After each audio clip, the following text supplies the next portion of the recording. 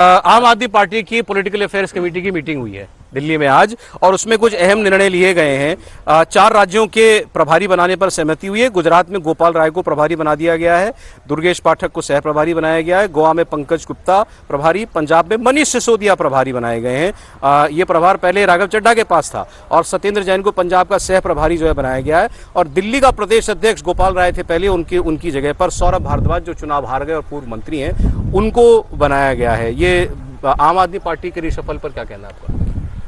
देखिए, मुझे लगता है कि सबसे जो परिवर्तन जो बड़ा हुआ है वो पंजाब में हुआ है, क्योंकि पंजाब में आम आदमी पार्टी की सरकार है। सिसोदिया को भेजना, बिल्कुल, वहाँ मनीष सिसोदिया को भेजना और सत्येंद्र जैन को सब प्रभारी बनाना। सत्येंद्र जैन भी तो किस तरीके से मामलों में शामिल रहे, किस तरीके से वो हवाला मामले में शामिल रहे, बिल्कुल पैसों के लेन देन में शामिल रहे। और आम आदमी पार्टी का जो पैसों का बड़ा लेन देन रहा है वो सत्येंद्र जैन शुरुआत से देखते रहे। वो गिरफ्तार भी इस मामले में को लेकर हुए।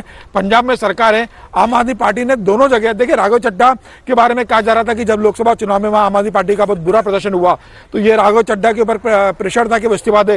राघव चड्ढा ने इस्तीफा नहीं दिया। दिल्ली में आपकी हार हुई, क्या दिल्ली में हार होने के बाद गोपाल राय ने इस्तीफा दिया था? नहीं दिया था।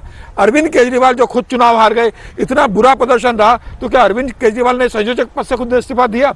अरविंद केजरीवाल को नया संयोजक भी पार्टी का बनाना चाहिए। दिख रहा है आपको पार्टी का पंजाब, पूरा पंजाब फोकस दिख रहा है मुझे लग रहा है। और थोड़ा सा कोशिश उनकी जो है वो जिस तरीके से उन्होंने पंकज को गुप्ता को बनाकर भेजा है गोवा के अंदर, उन्हें लग रहा है कि गोवा में हमें संभावना ज्यादा नजर आ रही है पंजाब के अलावा, तो गोवा में भी ध्यान रहे। लेकिन पूरी उनकी कोशिश पंजाब बचाने की है। और जिस तरीके से मनीष सिसोदिया अरविंद केजरीवाल के आंख नाक कान है, सत्येंद्र जैन जिस तरीके से मनीष सिसोदिया और अरविंद केजरीवाल के आंख नाक कान है, इन्हें वहां भेजा गया है। और एक कोशिश की जा रही है कि भगवंत मान के साथ मिलकर, मुख्यमंत्री के साथ मिलकर वहां पर यह संगठन अच्छा मजबूत करे और सरकार की वापसी करे। और राघव चड्ढा बहुत दिनों संगठन में एक्टिव भी नहीं थे। एक चर्चा मैं कर दूं, आम आदमी पार्टी की बात चल रही है तो जम्मू कश्मीर असेंबली में इनका एक विधायक जीत करके भी गया डोडा से, और वो विधायक अभी इस वक्त कंट्रोवर्सी में इसलिए क्योंकि वो ये स्टेटमेंट दे रहे हैं कि हिंदू शराब पीते हैं। उन्होंने कहा पूरे जम्मू में हिंदू शराब पीते हैं, हिंदू शराब खरीदते हैं, हिंदू शराब बेचते हैं। वो बेसिकली ये कहना चाह रहे हैं कि भाई कश्मीर मुस्लिम डोमिनेटेड है, वहां पर भी अभी शराब कल्चर लाया जा रहा है, शराब की दुकानें खोली जा रही हैं, और जम्मू का हाल देख लीजिए क्या है। मुसलमान ऐसा नहीं करते, हिंदू ऐसा करते हैं। नहीं, एक तो बड़ा विचित्र सा है ये, और कई बार इसीलिए लगता है कि क्या आप कभी, और ये कहते हुए हम लोग भी अब हिचकते हैं कई बार कि आप बार बार वही सच भले हो, लेकिन लगेगा कि आप ये कम्युनल बात कर रहे हैं। हिंदू शराब पीता है, दूसरा नहीं पीता है, ये कौन से पैमाने से आता है भाई? और जैसे ही आप ये कहते हैं, आप कम्युनल डिबेट शुरू कर रहे हैं। शराब की कतार में, शराब की दुकान पर कोई जाति, पंथ, मजहब, क्षेत्र कोई बचा है क्या? जिसको मन करेगा वो पिएगा। तो और ये प्रोहिबिटेड तो है नहीं। भेद कराते, एक कराती मधुशाला, ठीक बात है। और जम्मू कश्मीर में सरकार किसकी है? जम्मू कश्मीर में सरकार है उमर अब्दुल्ला की। तो क्या वो कह रहे हैं कि उमर अब्दुल्ला इसी, उन्होंने एलजी का नाम लिया कि एलजी ने ये शराब की प्रवृत्ति बढ़ाई है। मैं वही तो कह रहा हूं कि यहाँ पे वो इतनी प्रवृत्ति में थे कि उनको हर जगह वही प्रवृत्ति दिख रही है। शराब की चोट उनकी भारी पड़ी है ना, शराब में लोग लटपटाक गिर पड़ते हैं, यहाँ पूरी सरकारिये गिर गई, तो फर्क है ना। तो मुझे लगता है वो चोट ज्यादा गहरी है। उसके अलावा ये कहना कि किसी हिंदू, और हिंदू शब्द कह के कहना, मुझे इस पे गंभीर घोर ऐतराज है। ये ज्यादातर राजनीतिक दल जो अपने को सो कॉल्ड सेकुलर कहते हैं, वो कहने में बचते नहीं। उसका डिबेट होती है तो कहते हैं ये कम्युनल डिबेट है। एक बेखबर बिहार से, उसकी भी चर्चा कर लें। बिहार के मुजफ्फरपुर रेलवे स्टेशन को बहुत सारे हिंदू संगठन के कार्यकर्ताओं ने घेर करके वहां पर प्रदर्शन किया। मुद्दा आपको बता देता हूं, वहां एक मंदिर था और एक मस्जिद थी। मंदिर प्रशासन के लोगों ने तोड़ दिया, उसको एंक्रोचमेंट माना गया था, और मस्जिद नहीं तोड़ी गई। अब हिंदूवादी संगठन मांग कर रहे हैं कि या तो हमें मंदिर दोबारा बना करके दो, नहीं तो यहां से मस्जिद भी हटाओ। और प्रशासन का कहना यह है कि अभी जरूरत पड़ी थी तो मंदिर हटाया गया है, आगे जरूरत पड़ेगी तो मस्जिद को भी यहां से शिफ्ट किया जाएगा। अच्छा, वो कह रहे हैं कि हम शिफ्ट किया, हमने ऐसा नहीं कि तोड़ दिया, मंदिर को हम किसी और जगह पर स्थापित कर देंगे। लेकिन अब ये एक कम्युनल विवाद जो है मुजफ्फरनगर में ही बन गया। उसकी तस्वीरें आप देख रहे होंगे, बड़ी तादाद में लोग सड़कों पर निकले हुए हैं और प्रशासन के खिलाफ प्रदर्शन कर रहे हैं। मुजफ्फरनगर की घटना है ये, रेलवे स्टेशन पर मंदिर को तोड़े जाने पर ये विवाद हो रहा है। विजय जी क्या कहें इस पर? देखिए, मंदिर मस्जिद को लेकर ये विवाद लगातार होते हैं, और मुजफ्फरपुर में वैसे भी थोड़ा सा डोमिनेंस का फर्क है।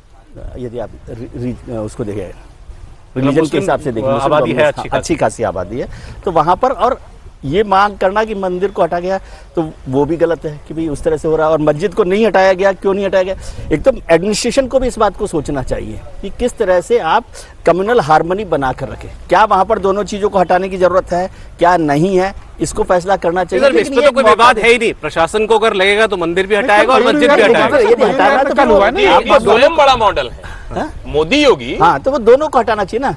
अब जैसे नहीं, वो कह रहा भी अभी हमको जरूरत महसूस हुई कि हम मंदिर इसीलिए तो ये रास्ते में यही तो एडमिनिस्ट्रेटिव बचना चाहिए ना, तो इसी से बचना मसला चाहिए, है। यही कह रहा हूँ। इसी कल से मयूर बचना विहार में चाहिए। हुआ ना सर, कोर्ट के आदेश के दिल्ली बाद में हुआ, दिल्ली में तीन मंदिर तोड़े जाने थे टीडीए के द्वारा, वो कोर्ट के आदेश से रोक दिए गए। कोर्ट ने ना कोर्ट ने कहा आप हाईकोर्ट जाइए।